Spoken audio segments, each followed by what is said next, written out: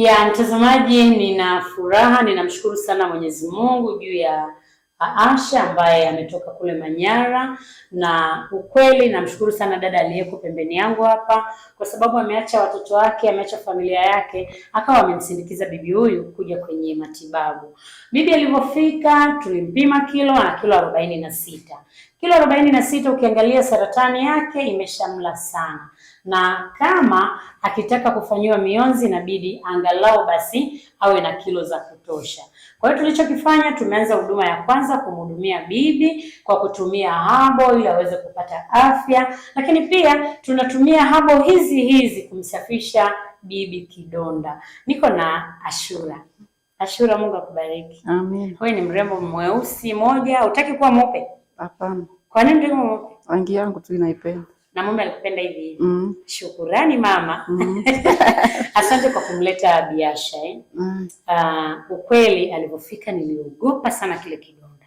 Nikasema huyu bibi jamani, Mungu si atakuja kunifia hapa, mimi nafanya nini? Lakini Mungu akanipa ujasiri, nimeweza kukaa na bibi. Leo tuko siku ya 4, si ndio? Ndiyo. Ukiangalia kidonda cha bibi alivyokuja na sasa tofauti ipo au haipo bado?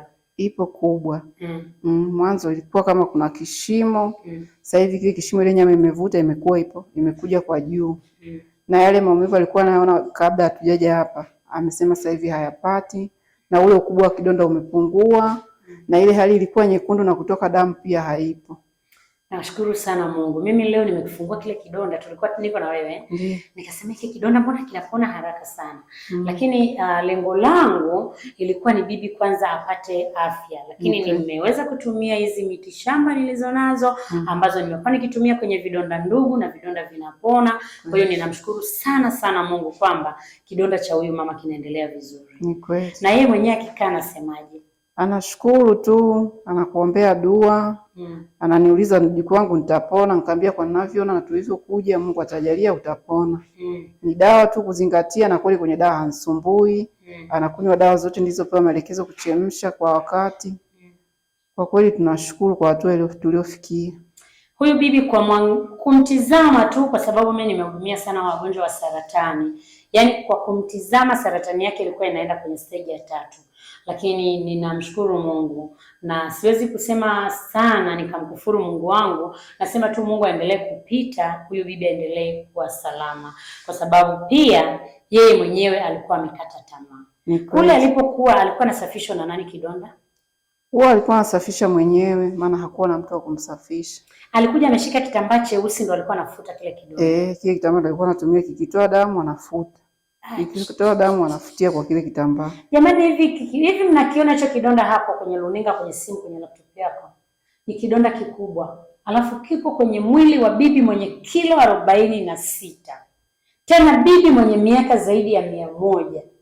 Bibi anakumbuka kila kitu enzi hizo, kila kitu anakumbuka. Unaweza kuona bibi ni muongo, hajazaliwa mwaka 1920, lakini anavyokutajia vya kina Kawawa, sijui waliokuwa aliyekuwa mwanamke wa kwanza sikufanyaje, sijui Mganda aliyefanya nini, sijui kwenye mapango, sijui bibi hapa yuko vizuri, umdanganyi chochote. Ashura, nakushukuru. Yawezekana kuna mapungufu tulionayo sisi kama binadamu. Yawezekana kule kwenu mlizoea kula kuku, kula nyama, huku kwetu tunakula mpaka wali na maharage, lakini unavumilia na unamsaidia bibi. Kale kabidi kanaoga kenyewe? Na kalikuwa kanapika? Kanapika tena kutumia kuni. Jehova, na kile kidonda? Na shamba alikuwa anaenda. Jehova.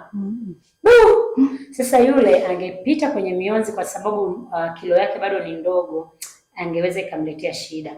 Kwa hiyo tuombe Mungu unayenitizama, bibi aendelee vizuri, hata kama atakwenda basi kwenye mionzi, aende kwenye mionzi akiwa tayari afya imetingama. Shukrani Ashura. Unamwambia nini wanaokutizama kupitia DDF Herbal Clinic? Ambapo wameshakuja umeona huduma hapa. Mimi nashukuru sana kwa kweli, huduma zao ni nzuri, wakarimu, wana roho nzuri, ni wacheshi, wana utu, wana moyo wa kumpenda mtu, hawabagui mtu, hawanyanyasi. Kwa kweli nashukuru sana, mapokezi ni mazuri mno. Yaani nimefarijika. Mwanzo niliingia uoga, lakini baada ya kukaa siku ya kwanza ya pili nikapata matumaini ya kukaa. Unajua nacheka nini? unakijua unachokicheka. Usikiseme. Sikisemi.